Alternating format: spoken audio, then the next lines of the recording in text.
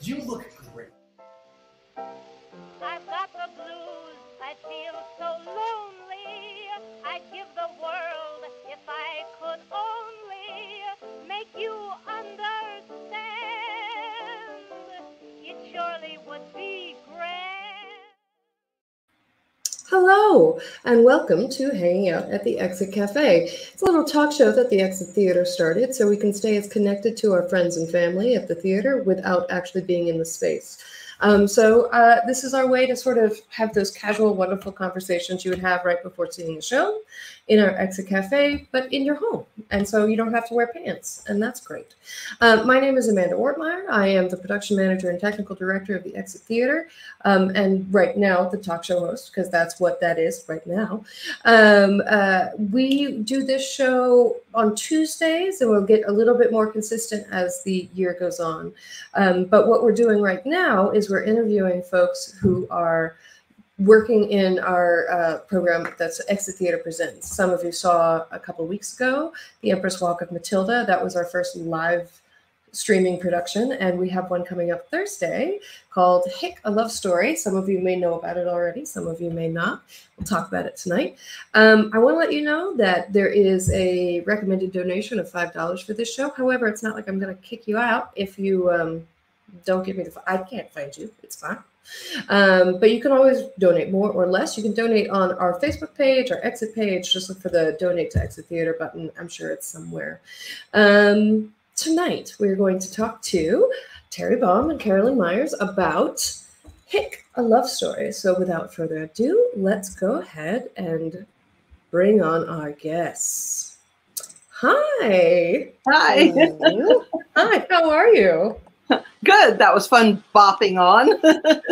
Yeah, well, it's the way you got to do it. I mean, we're all sort of getting used to this process of living in the Zoom world. And so, you know, you figure it out. You just sort of throw people into the space. It's good. Easiest commute I ever had to the Exit. Yeah. Yeah, it is. I would agree with that. And I go there often. So the first thing I like to do in these interviews is ask everybody the same question, which is, what is the best and worst thing about the pandemic or stay-at-home orders for you? I don't know if you can go first. Well, I'll go. Okay. I would say the best thing is my blog. I started blogging when the pandemic started. And it's called Baum Blog. And I have about 500 people who I send it out many times a week, you know, depending on what's going on in my life and in the country and in the world. Yeah. And, people really, it's important to them, you know. Good. And I get a lot of response. And also, I just have to say that this project of live streaming is very exciting to me and wouldn't have happened without the pandemic. I've never done that before. Yeah, it is forcing all of us to learn a new skill, or several, as the case may be. Yeah. What's the worst thing about the pandemic? Well, I think I really miss the marketplace.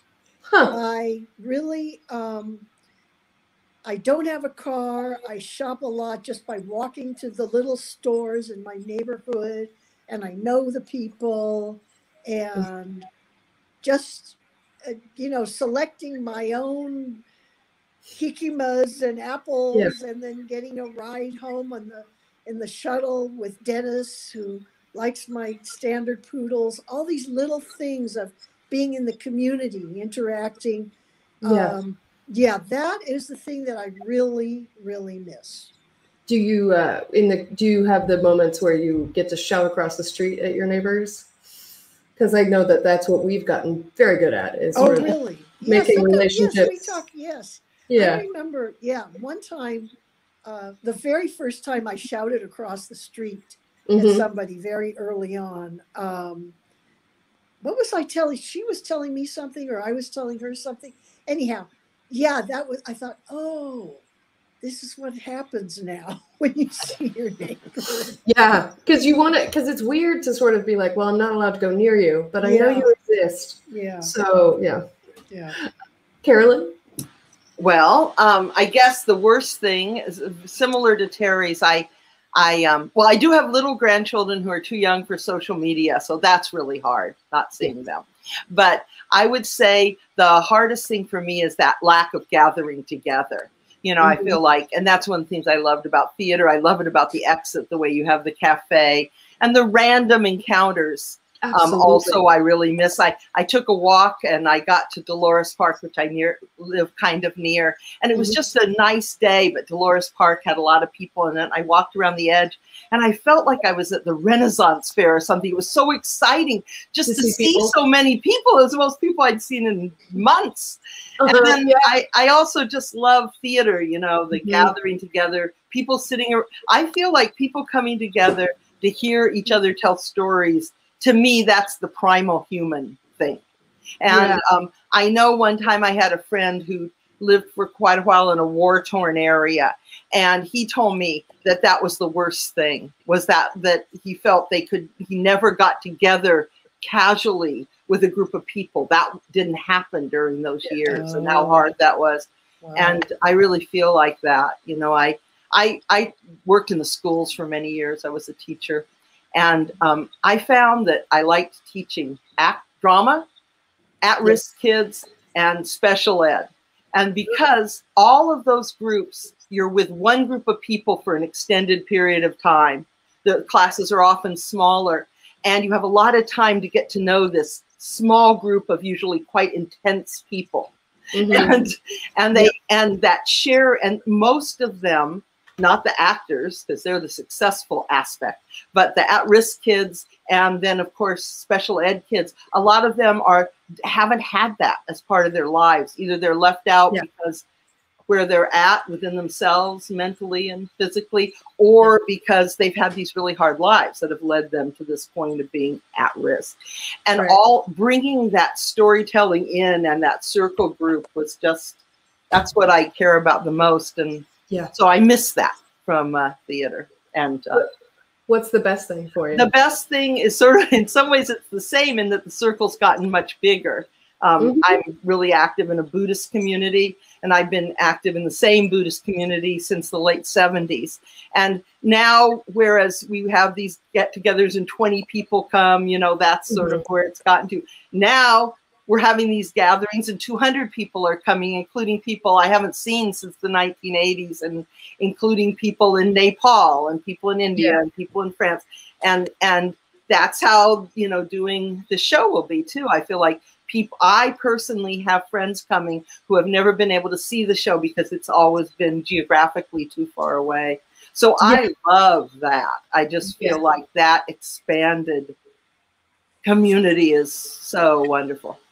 Yeah, I do think that that's probably happening across a lot of theaters, in that we're all sort of reaching out to people who were less convenient before, but now it's about who has the energy to connect and make something happen, and your location is no longer as relevant as it was. And that is a great opportunity. It would, but you know, I miss the group social gathering. It's a group social community or whatever, especially for theater, and having a shared artistic experience, which is really important, I think. So we're here to talk about HICK, which we're doing a live production of on Thursday. So HICK has been around for a bit. Can you talk about the beginnings of HICK? Well, the beginning, HICK began, we were doing we were the Crackpot Crones. Carolyn and I started being the Crackpot Crones the beginning of 2009. And we were performing at the National Queer Arts Festival, which is in June. And we said, let's do it as a benefit for the Pat Bond Old Dyke Award, which I had started X years ago, for an award for old lesbians for their contributions to the community. And we knew that it was being organized again. So we said, let's make it a benefit. So then we said, Pat Bond was, for a lot of people, she was the very first out lesbian they ever saw perform live. She toured the country with all these monologues about her life and being a lesbian in the armed forces and what the San Francisco gay scene was in the 50s. And she also did a solo show on Lorena Hickok.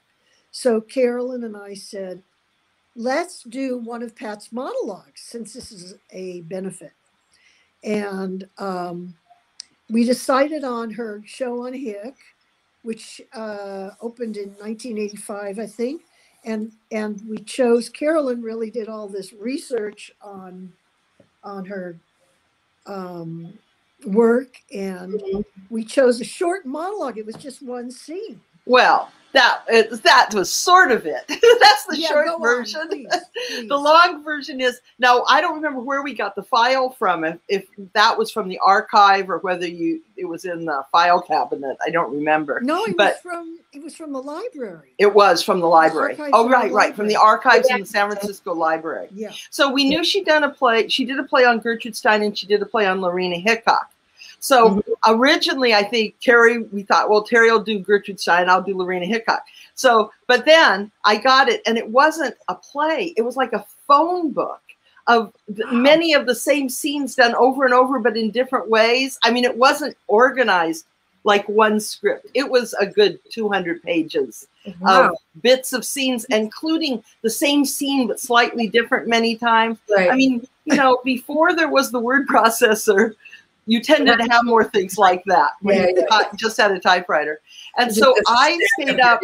And I remember still have this vivid memory of sitting in my bed. And I thought, okay, I'm just going to organize them with these stacks all around me. And then there was this one scene that was very romantic and wonderful.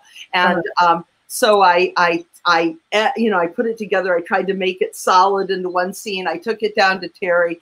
And I remember she looked at me and she said, "You will play Lorena Hickok over my dead body." I thought I said that after I actually played it. Maybe it was after you. Maybe it was after you. Not willing to give that part up, were you? Yeah. Typical of me to say something. I know. But it was just like clear to me while I was sitting there before I ever saw Terry. I just knew when I read it. I thought, this is it. This is what we're going to do. Yeah. That's so great. Yeah, because it was perfect. Yeah, and then the response, it was one scene in this show of many scenes, many of them comic, and that was what everybody talked about afterwards. And they wanted to see more of it, and I wanted to do more of it, and Carolyn also felt this is something that we're supposed to do, because Pat's there was so much more available information to research now than when Pat did her play. Yeah, that's right. Well, right. And Pat really focused solely on the relationship between HICK and Eleanor, whereas HICK was a famous journalist. Her writing is studied in graduate schools of journalism. Yeah. And I wanted to do something about, her as a writer too. So it seemed like this, it's nice when you're compelled, and there it is. I was trying to remember today if I knew about this love story before you guys brought it to the exit. And because I think I'd heard about it before. But I had not. I'm not sure if I didn't really internalize it until you guys brought it to the exit and we started talking a little bit. Well, when we opened it, the full play in 2014, I would say very few people knew about that. Even sophisticated, educated lesbians, knew a lot of lesbian history. So, yeah, she's an incredible person. Of course, Eleanor Roosevelt is so incredible. And the fact that they had this passionate lesbian relationship and letters documented is very, very cool. It is cool. I mean, I think that's part of certainly any sort of LGBT history is that so often people have had to hide their identity. So we don't know who's famous. And so, we have guesses and theories and stuff like that. But to know that relationship existed. And also anytime you get two great people in a relationship, it must have been electric. It must have been wonderful, you know. Well, Yeah. and also HICK was very, very supportive of Eleanor in the beginning of their relationship. You know, when they were in love, when Eleanor became First Lady, it was something she was dreading. And some of the things that Eleanor did were HICK's ideas. Her having a press conference once a week for women reporters. Oh, wow. That was HICK's idea, because HICK was all about trying to figure out how to keep jobs for women reporters. Yeah. And then Eleanor also, Eleanor would write these long letters to HICK just about the incidents of her day. And HICK said, look, this would be a great column. People would be interested in the daily life of the First Lady. And Eleanor had a column, My Day, for 30 years. Wow. Yeah, that's really daily cool. column. Yeah. That's really cool. If you go to the estate, there's like a machine, and you can type in your birthday or any date you want, and the column for My Day will come up, and you can read it. Cool. Yeah, there's thousands. Yeah.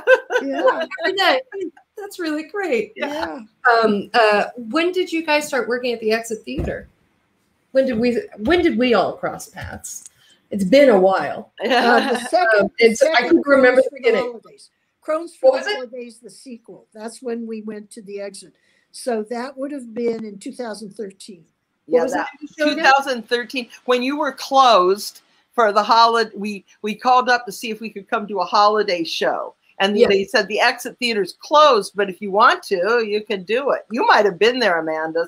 You were there. Somebody helped us there, but it was very weird because usually, so much is going on, and it was just us over the holidays. Oh, that's fun. Yeah, for the Holidays, the sequel. That sounds right. And you've applied for the Fringe several times as well. Terry's been in the Fringe with HICK, and with a different version of HICK than we're doing, and with Waiting for the Podiatrist. Right. Yeah. Right. When you did the stage productions, you were saying earlier, because I actually missed HICK because I was getting That's right. I remember that. Oh, that's right. Yeah. I remember I gave you a tour of the venue, and I was like, bye, and then I ran away. But you said that the Eleanor Roosevelt parts were all recorded, so it was all voiceover. Mm-hmm. That's really lovely. That's really sweet. I like that we get to see her, though. Yeah, it's very exciting. Yeah, we actually get to see the performance in this, but that's very lovely. And she does have a great voice. So isn't she wonderful? Yeah, she's great. In a certain way, we were inspired to do this because because of the pandemic, Paula was available. Because she works as a dresser on the big theatrical productions. That's her career. Yeah. Being a dresser, that's cool. Yeah. I went through a very brief period of being a dresser. Yeah. Oh, really? Oh, yeah. I mean, I've done, I was a costumer, and I worked at a summer rep company, and I was a dresser backstage. It's just it's fun. I mean, the being backstage, I think, is the most fun, especially if your actors trust you, and you trust your actors to not be rude. But I remember the year I was a dresser, we had mono run through the company. Because it was a summer rep company, and mono's a kissing disease, and so everybody had it. And we were doing some period piece, and all the women were wearing corsets, and during their breaks, I would have to unlace their corsets and shove ice to keep their organs cool. And then wow. Yeah, so there was a period of time where I was exceptionally good at lacing and unlacing corsets. Wow. There was a period of time where I was like, really, a talent that's hard to find a place for. I haven't had the opportunity to practice it much, except for that one time, because rarely do you need to lace up a corset in lightning speed. Somebody else's corset. Lacing your own is just its own game. So, so that's very interesting. So you were talking about the Crohn's. So you guys have that, you Crackpot Crohn's. Is that the performance duo? Is yes, we're a classic comedy duo. Is it sketch? What? Is it in sketch? It's sketch. It's mostly sketch with a little improv. That's lovely. Yeah. It's been a lot of fun. Yeah. Yeah. And when we went to Mexico, we were Las Rucas Locas, which is sort of like the crazy somethings. Crazy old ladies. Yeah. That makes sense. Yeah. So did you tour around as your? Yeah. We had a tour in Mexico. We hired we hired 2 different Mexican actresses, and we probably should have had them even do more, but they sort of narrated and explained what scenes were about and introduced things. Cool. Yeah. That's really It cool. was pretty fun. wonderful. It was when we performed in Mexico in this women's center that was in this abandoned church. And all these young dykes came, and they were so excited to see what we were doing. I mean, they wanted us to move there, and it was really fun. Yeah. Ty McKenzie. Yeah, we performed. We started the Crackpot Crones. We were at Stageworks. Hi, Ty. Stageworks says I actually got to I did a design at Stageworks, and I got to perform at Stageworks, and I will say, having known Ty for quite some time, that theater was just so functional. Oh, and yeah. That doesn't sound like a big compliment, but it is. Yeah. Theater, I'm like, everything is clean and functional, and it was just very, very, very delightful. So yeah, it was good times. Who's Copper Jet? Oh, that's Naomi. That's Naomi. We need old lesbian comedy. That's right. That's what we are. Hey, more old lesbian comedy. I think that's great. Right. And on that note, you guys have a podcast, don't you? Yes, we are still in the sort of beginning phases of the Crackpot Crones podcast. And cool. that is also, it's not sketch. It's some of it's talking about our lives and reading scenes from the shows, and some of it's topical, and some of it's sort of sketch. You know, we have or improv, just scenes we build up out of improv. Where do people find your podcast? Terry, you want to? Well, our business manager has it on all the different ones. Was it? So Spotify. Crones Crack Open the World. Is that the slogan? Yeah, but I think you can. Yeah, and certainly you can find a link to it on the Lilith Theater website. That's right. Yeah. Talk to me a little bit about Lilith Theater and the beginning of Lilith Theater, and is Lilith Theater? I'm guessing it's more than just the 2 of you. I actually don't know. I've never asked these questions. Well, it was, but less so now. It really is. We are Lilith Theater. Yes. And so, was it something that happened? Yeah, with Crackpot Crones. Oh, let's tell the beginning of it, because it's in the book.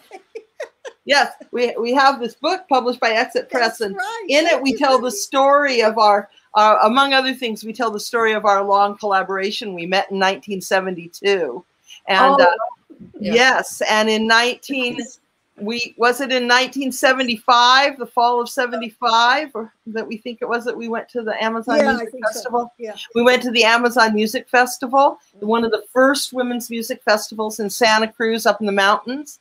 Okay. And there were 500 women there, and people didn't have any clothes on or didn't have any shirts on. It was a wild celebration, and the music was fabulous. It was incredible. And then in the middle of the whole thing, a very small group of men on motorcycles who used that little resort that we'd rented for the weekend showed up on their motorcycles. And they were used to coming to the clubhouse there and hanging out, so they were furious that they couldn't come in. And despite the fact that there were 500 women, only 5 of them, their macho intensity was such that they could not see that this could be a problem for them, and they were planning to attack.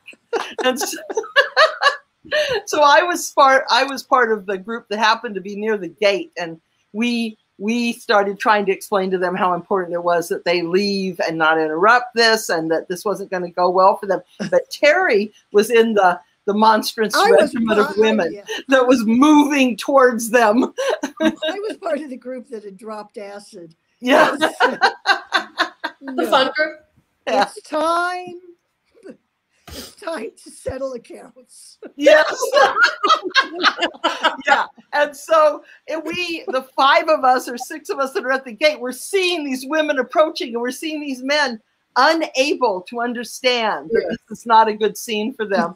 And so, but then during this whole thing, Terry had a vision of starting a women's theater group. So I felt an enormous rage against the patriarchy. Sure. And I felt that I wanted to create a theater that would express that rage. I also happened to be working with a new theater in Santa Cruz, Bear Republic Theater, and I was the only woman there. So I was also that'll do it. What?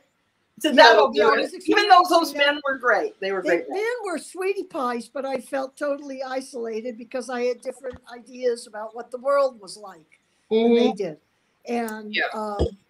And so I started Lilith. Lilith is a Jewish, really, she's considered a demon in Jewish folk mythology, but in early editions of the Genesis, she is Adam's first wife. Yeah, right. And there's some thought that like she gave birth to all the demons or something. But that was after she was Adam's first wife, because Adam demanded that she lie beneath him, and she said, "Why should I lie beneath you? Because we were created equal from dust. So I'm not going to lie under you." So that's when she was either thrown out or left Eden. And then Eve was created from Adam's rib to try to guarantee her subservience. So that's right. So I'm Jewish. So in my religious tradition, Lilith is emblematic of a rebellious woman. So that's thank you for reminding me of, because I remember some little pieces of Lilith, and Lilith always comes up whenever we're talking about like Adam and Eve. And so I started it in Berkeley in 1974. Carolyn, you came up the next year, right? Yes. Yeah, I came up. I ran when you did the first show at the intersection. That's when I came up because I was your techie. Yeah. So Carol, there was 2 other women, Shelley Fields and Charlotte Colvin. The 3 of us were the theater, and it was a time when feminism was just happening. It was very, very exciting to be, really putting that vision out into the world. It was wonderful. It's interesting thinking about that, because when I joined theater, because I like small theater, I found lots of women, right? And so like whenever I joined San Francisco Theater, over 400 startup theater companies, and there is Christina, who was the founder of the Exit Theater, and that is a female-led theater, very much so. And then there was Brava, and so there's all the and great female technical directors like Ty McKenzie, and so all across the board there were great women, until you had theaters with more money, and then those theaters were not hiring as many women. So I think someone was talking about like equity actresses. You can have 1 female equity actor working at a time in the city, and like 25 men. So it's just when you can start to make money is when there's still such a sexism horrible. Yeah, well, there's, in regular classical theater, I was a great play reader and have an MA in theater and have read so many plays, and really the good parts for men are just about 10 times the good parts for women in the history of theater until the last 30 years. Right. So. Yeah. I have a big question, so don't get overwhelmed by it, but why theater? Out of all the methods of expression. Terry and I both got our start in theater when we were extremely young, and we think it was mainly the experience of applause. I just think everybody starts out in theater. because children play games and they play roles. Mm-hmm. So Carolyn and I just never stopped. That's all. Yeah. So really the question is, why not theater? Why would you do something other than theater? So you know what? I think that's my favorite answer ever. These complex plots and acting them out wasn't good enough for you. All right. You had to become a doctor. Where did we go wrong? Yeah. So for me, and I think Carolyn, really, it's the same thing. It's like a straight line. Yeah. From you know, I was always a dog when I was very young, and because I couldn't have a dog, I was a dog. Sure. And I was really thrilled. The neighbor asked if my mother if she had gotten a new puppy, and I just, wow, was I proud of my performance? Yeah, that's a good performance. That is very good. Well, the first time, I mean, I did have this, you know, I had several wonderful experiences in very early elementary school, both as an audience. Well, I think I just want to share that, first of all, as an audience member, there was a boy that was older. I mean, I was in kindergarten. He was a 6th grader, but there were a lot of kids in that family. So I knew him. He was a neighbor. And this elementary school put on a show. And luckily, since there were no videotapes then, there's no real records. So in my mind, the show that the 6th grade put on at Fallbrook Elementary School is the equivalent of any Broadway show. This is probably not true, but it's possible. It's possible. It's possible. But the really amazing thing to me was that this kid, Eck, his last name was Eck, Brad Eck. I was a chubby little girl, and he was my torturer. I mean, not in the modern way of no abuse, but just he teased me. He was unmerciful. He was I saw him as a total bully. I was terrified of him. And then we went to see the, you know, kindergarten, 1st grade. We went in to see the play, the 6th grade play, and he played Mr. Peppermint Stick, and he was the hero. And I was just blown away because I saw theater. It was magic. This person, this horrible being, turned out he was Mr. Peppermint Stick, and he was. I wanted that. And then I think my first experience of doing pretty much exactly what I do now is I lived on a farm, and we moved to San Diego when I was, and to the suburbs, which for me was fantastic because I'd been lonely, and now I was in a neighborhood. And I went out after Christmas, and there were all the Christmas trees by the trash. And I thought, oh my God, this is incredible. So I hauled them all home, and I set them up in the backyard, and I produced Hansel and Gretel. And how I convinced my mother, who was not given to such things, to play both the witch and the mother, but I did. And my father, you know, cut a hole in the back of the playhouse. And anyway, and then years later, many, many, many years later, when my mother died in 2001, actually, at her funeral, some of the kids that had been in that production came. I hadn't seen them at least since high school, a lot of them not since elementary school. And they were just all like, you went on in theater? And they said, well, you still make all your actors sit on your bed while you yell at them for not yelling? I said, well, yes, yes. That is similar to my life now. Not that I yell at my actors, but I think that was my first. We can put on a play. I will write it and direct it and produce it, and everybody will come, and it will be a success. And there have been times in my life when I thought, you know, maybe deciding that at 8 I could have done something else. It's pretty much a straight shot. Yeah. As long as you didn't peak at 8, you know, so you know, it's all downhill from 8 years old. That's no good. But that's really kind of wonderful. I like that very, very much. Let's talk a little bit about transitioning from theater to screen. To this format. Oh yeah. As we all know, and you know, and I will speak for Christina in this moment, and she has often says, "This isn't theater," because she believes in people being in the rooms. Like you want to be spit on by performers, even the thought of that makes it go COVID. But like the thought about it is very different. However, this isn't film either. And so a lot of theater companies, because this is the only way that they can perform, are working out how to do various performances, live or otherwise. But it is still a big transition. So what's that transition been like for you guys? Well, for me, I had a very, Carolyn, when we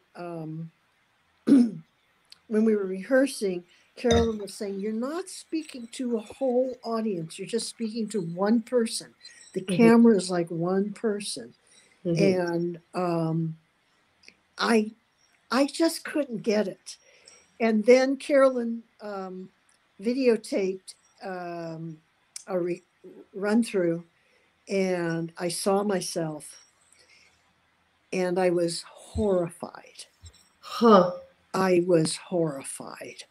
It wasn't like it was good stage acting. It was like kind of falling in between two stools, you know. But it was clear that I was presenting in a way that just was destroying the intimacy, was destroying the life, you know.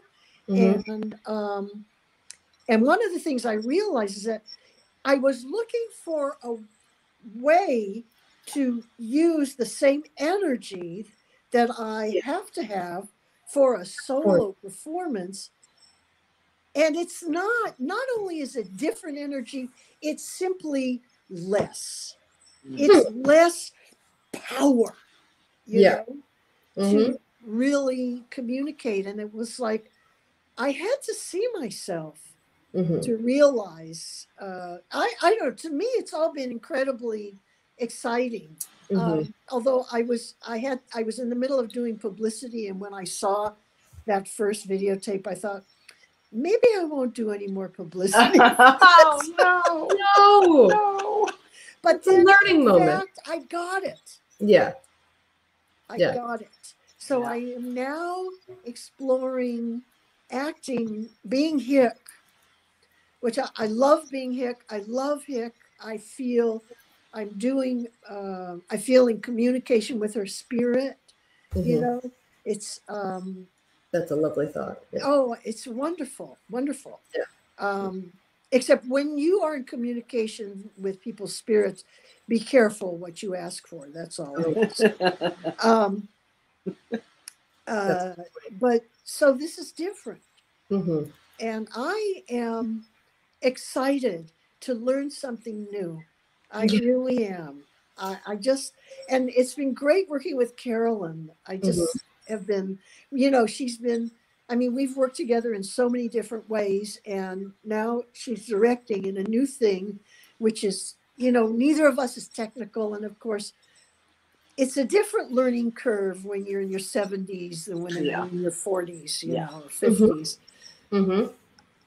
I mean, I'm digging it, and I think it's very appropriate for a love story to become more intimate in this presentation. And I love acting with Paula, even though I never look at her.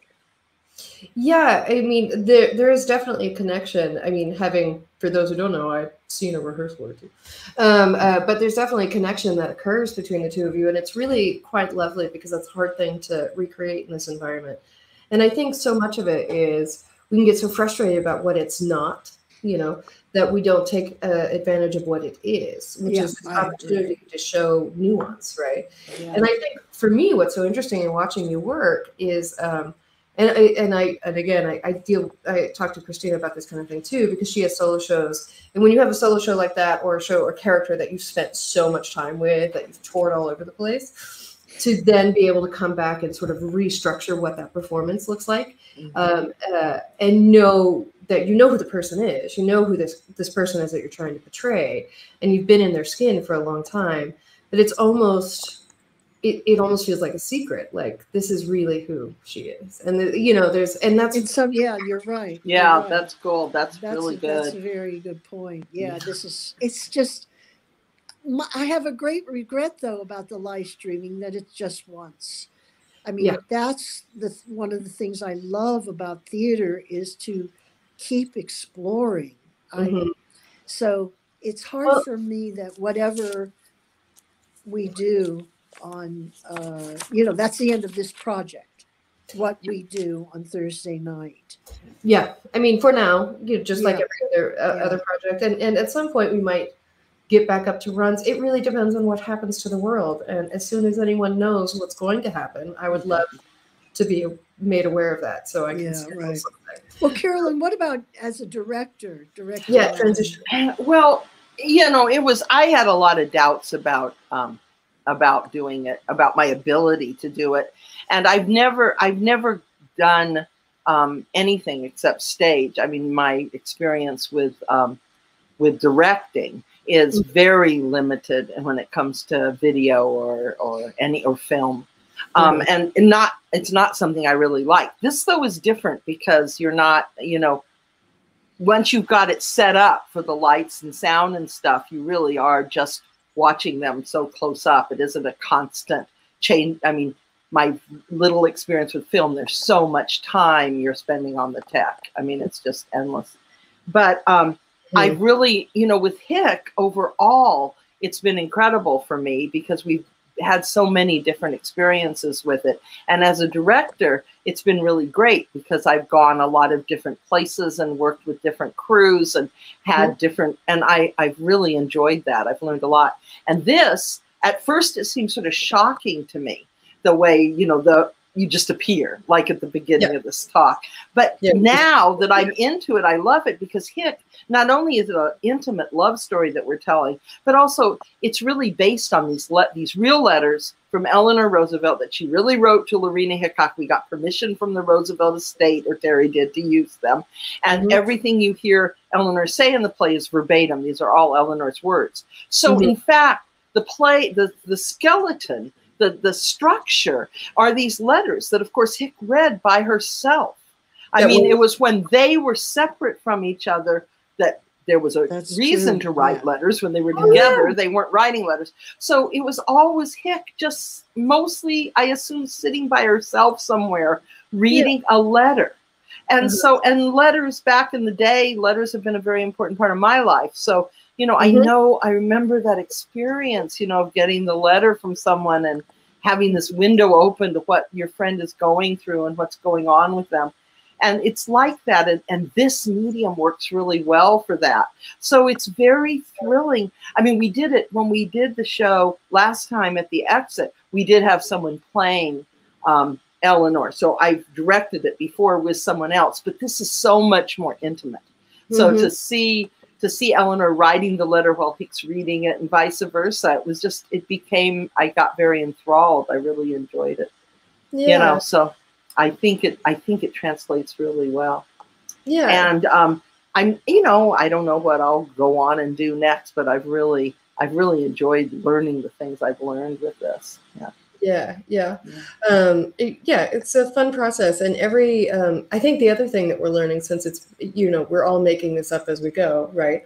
This brand new art form, and there are articles about it too, and like someone was saying that the reading has new power now because people will read and you can't see their scripts, so you're not looking at a series of people in music stands. You're just watching a performance. So a reading has a lot more power than it did in the standard when you would go to a theater. And to me, this makes sense for a reading. Like this makes perfect sense for a reading, other than not being able to look at a person whenever you're having those conversations. But every show asks for its own thing. And so as you go from each show, you have to figure out how you're going to communicate that to your particular audience at that time. Yeah. It's really fun and interesting. Yeah, it's very interesting. And I don't get bored working on HICK because Terry brings new stuff to it all the time. And also she rewrites the show all the time. So this was a big rewrite. So. But it's interesting because I also know the show by heart, basically. I mean, it changes all the time, but I know it well enough that she and I, we can just talk about it. She can say a few lines. I know where that is. I know what that's about. So I have a great flexibility, a bigger flexibility with the script than with anything else. So that's fun. Yeah. Also, I put in a lot more of Eleanor's letters in this show than were ever in HICK, because we have Paula there. Yeah. To do them. And she's so wonderful. And I always had felt I had to limit the letters because it was just a tape that people were hearing, except for that one run at the Exit Fringe Festival. And so I think it really, you know, the letters are very important because the letters prove that this thing really happened. I mean, everybody knew that HICK was a dyke, you know, Right. Everybody called her mannish. So that was not something that was in question. But Eleanor Roosevelt having a lesbian relationship was, you know, in fact, a very shocking thing. And because there's so much more of the letters included, I feel the evidence is now overwhelming. Yeah. The evidence before was sufficient to prove that Eleanor had a lesbian relationship, but now it's overwhelming. And I love that, especially because, you know, frankly, she's Eleanor Roosevelt and her letters don't sound like other people's letters most of the time. Yeah, that's what I was going to comment on, in that the way that Eleanor, because if you, I mean, I don't know much about Eleanor Roosevelt. I'm guessing she didn't have many relationships outside of HICK, but to be in a place to express love in that way, being so educated, being so smart, and being so powerful, and having to worry about what people say about you, blah, blah, blah, blah, blah. But she was so eloquent. And that's also, whenever you, it's one thing to know that the love affair existed, and it's another thing to breathe life into it and let us know this is how they flirted, you know, like this is what they did. And this was, well, and it is just so amazing because, I mean, Eleanor Roosevelt, still conceivably the most famous woman, you know, like Terry did this scene from HICK in Africa with young people at a college, you know, and they were fascinated by it. Yeah. I mean, you wouldn't think that that would be so for that generation and in another country, a completely different culture, you know, but yet Eleanor Roosevelt is Eleanor Roosevelt. I mean, she certainly was the most famous woman in the world and conceivably, you know, still is. Yeah. Well, I think she was the greatest American woman until the greatest Beyonce. American woman of the 20th century. I think that's, you know, I don't think you can find anyone who did so much for so long and with so much courage, you know, was such a leader, you know, really. So, well, I think right now many of us are longing for that time when that was what our leadership looked like, and we're hoping that we'll turn around to that. But there was so much need for leadership and help and support for everybody in the country, and then it happened. Yes. You know, it's not perfectly by any means, but it happened. And so I think that there is, I think right now it's really nice to think about those kind of heroes and what they did for the country and what they had to face for that, which I think is really interesting. So you said that you performed in Mexico and in Africa. You guys get around a lot. So do you just like, Morocco, is it festivals? Huh? Where else too? Morocco. Ooh. So is it just touring to festivals that get you, or do you like, how do you make that happen? How do you tour the world? Well, Carolyn just decided we were going to go to Mexico. Yeah. That was totally I just did that on my own. You're like, you need a vacation. Well, my younger daughter was living in Oaxaca. And so she lived there for 5 years. And so I'd already been to Oaxaca at least once and maybe twice. And when I was there, I was just like, oh, this would be the perfect place to perform. There's a big expat community. So there's a library, you know, an English language library, which is sort of the center of the expat community. And there's also this tradition in Oaxaca. You know, Oaxaca is very radical. And during the 90s, and they had, I mean, it was the center of radical activity in Mexico. And there still are these wonderful radical cafes where there's radical poetry every night and, you know, stuff. So I really wanted, I wanted to perform at one of those. So it wouldn't just be an expat audience. And then San Miguel de Allende one of my best friends lives there, so we had a place to stay. And so we knew we were, and also they have a wonderful little theater all made of stone. Oh my God, this place, it's amazing. I mean, I don't know when it was built, but it's just incredible. And then we also, you know, we made a big effort to get other people in. But those were the two places I knew about. But in fact, some of I think our most memorable experiences were in Mexico City. Mm-hmm. And that really came just, you know, I hired a woman to produce us, and she had a contact. I said, I really want to go to Mexico City. So she got us these gigs. And one of them was at the University of Mexico is just astonishing. Not only do they have this huge university, but they have 14 small campuses all over the city. And each of these campuses has its own reality. And the one we were at was the Marxist one. I'm sure it was many. Anyway, it's the radical university. There was no requirement for getting in. They can't take everybody who applies, but it's sort of first come, first serve. And they give this free lunch, or it's very cheap. It's 10 pesos or something. And they'll just serve, it's delicious, and they serve you this huge amount. And people are just there with cartons and stuff, and they're filling them up. They know everybody's taking this food home to their families. So it's free, and you get basically you get food. And so we're booked there for the Friday of the beginning of spring break.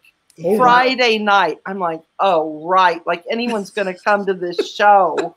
You know, college students, the Friday night, the beginning. And Easter in Mexico is huge. It's huge, huge, huge. That week is huge celebration. But in fact, the theater was almost full. There were 200 students there. Yeah, and they stayed and they asked questions, and there were these deaf students in the front row with a sign language interpreter. Yeah. And then we went to Punta Gozadera, which was this lesbian collective where, again, they were having a whole weekend of like poetry and martial arts or something. And this was the last night of this weekend. I just thought, oh, brother. But again, we didn't start till 10 o'clock at night, and they stayed and they wanted to talk to us all night. And of course, they're incredibly brave. I mean, women were killed the year before putting up posters for a free clinic. You know, I mean, it's dangerous, you know. Yeah. And so it was an incredible experience. But also for me, going to Virginia was an incredible experience. State Virginia? It was really like a Washington, D.C. performance right across the Potomac. I lived in DC and in Virginia. Yeah. What's it called? No, Corners. Oh, God. Four Corners? Four Corners. And they have a wonderful theater there, a community theater. First stage. Yeah. First stage. They do great stuff. And this was their first little festival. And they had 3 solo shows, and we were one of them. And for me, it was incredible because there was, it was just, they are very professional. Their tech's extremely professional. So walking in, it was the first time I think in my life that I walked in and I was treated with all this respect as the director. Nice. I was just like, whoa. Because I've worked with many, many, many wonderful people, but generally I work very hard. And here there were people that wanted to do everything. There was a lighting designer and a sound. Wow. Really cool. Yeah. And it was amazing. Yeah. That is good. Yeah. We both love to tour. We love to travel. Terry's traveled a lot more than me, but in Lilith, we did tour. We love to do tours. It's the best way to travel there is. Yeah, it is, because you have a reason to be there. Yeah. Well, because I was a solo performer, I had these solo shows. I traveled a lot all over U.S. and Europe, and I ended up in South Africa because my friend called me and he said the gay synagogue is having an online auction, and there's 2 round-trip tickets to South Africa. And they're really cheap. You want to put a bid on them? So I said, oh, sure. What the hell? So we got the tickets, and then we had to go to South Africa. So I said, well, if I'm going to go all the way to South Africa, I might as well perform. Yeah. So I'm not quite sure how I connected with somebody in Cape Town, And she, there's a lesbian bar in Cape Town. So Mhm. that's where I performed. And then there the big English language university in Johannesburg, University of Witwatersrand, has this incredible theater program called Theater for Life. And the concept is you are being trained in theater so you can go out into the community and change the world. Oh, it's wonderful. So you're getting a very intensive artistic training, but there's also this concept that they're using it to reach it, not to be in a traditional theater, to do other than traditional theater. So it's a pretty exciting and adventurous program. And so they produced me, and that's when I did, I called it, what I call it, Lesbo Solo. Lesbo Solo. Lesbo Solo for these 2 South African performances. And I was with the friend I was traveling with.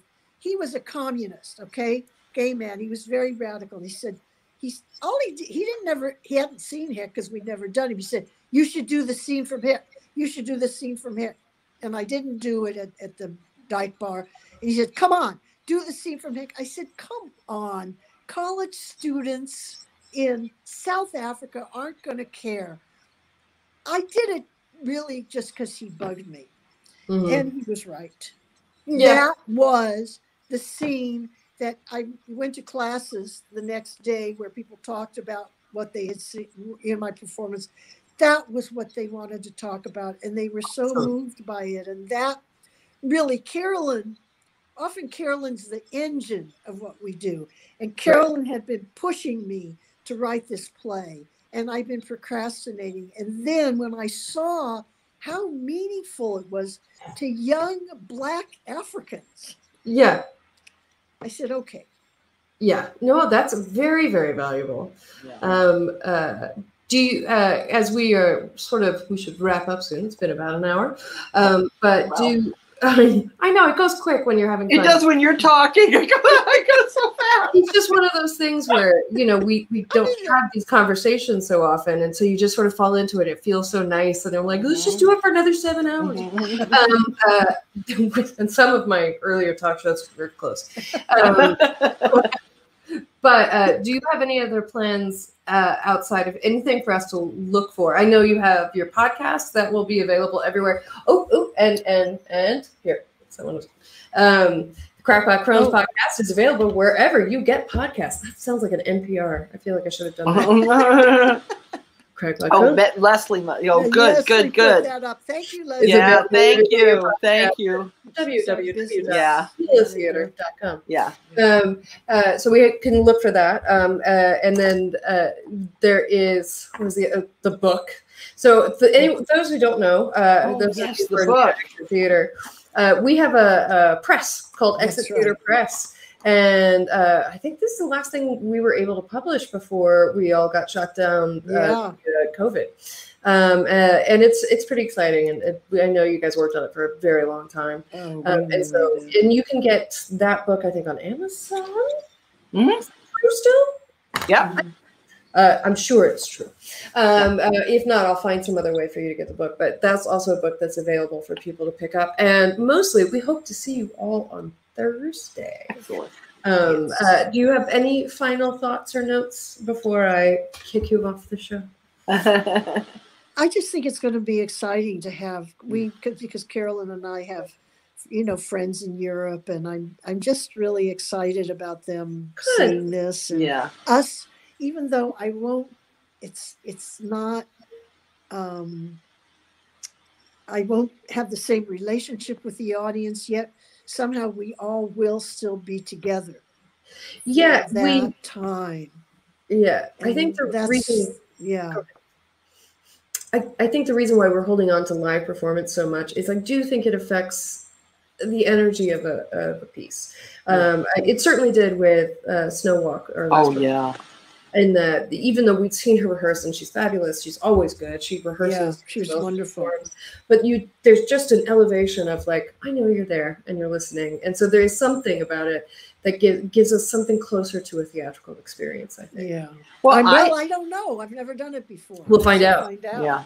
Yeah. I just want to say that that getting to know the Exit Theater better has been such a wonderful part of my life. I mean, we're part of it, and we're a tangential part, but I feel at home. Your family. At the Exit, I feel it.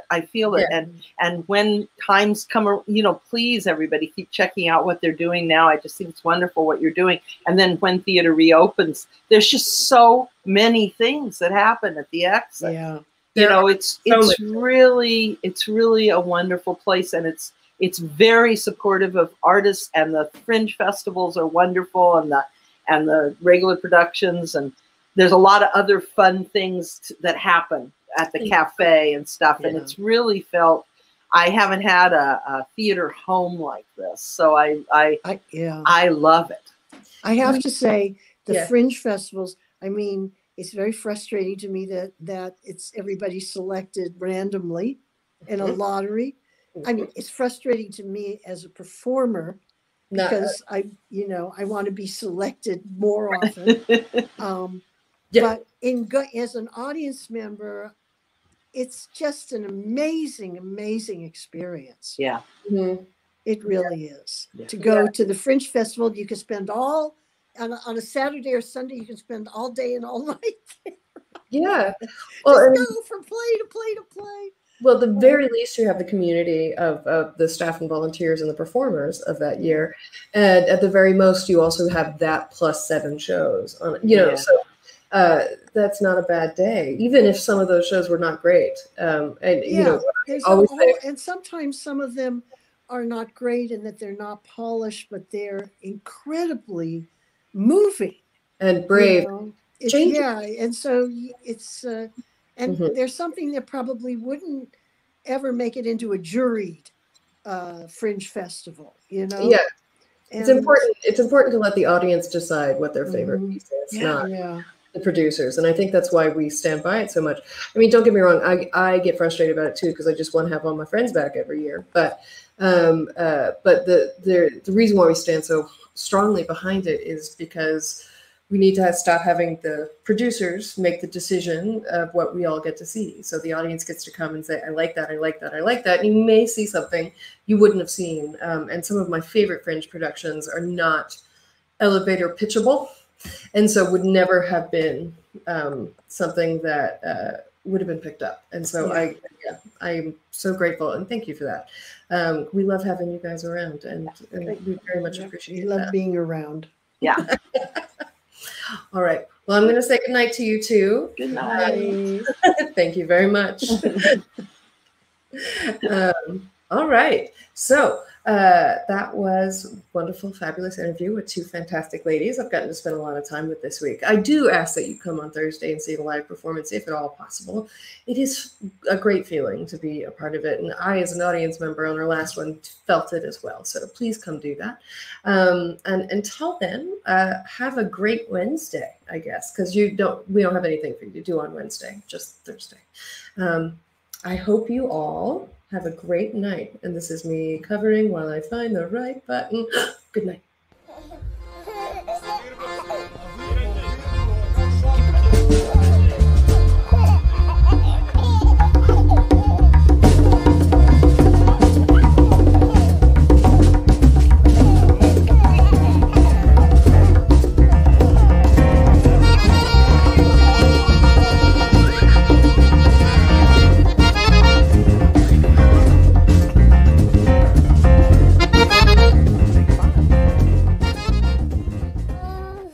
Say bye.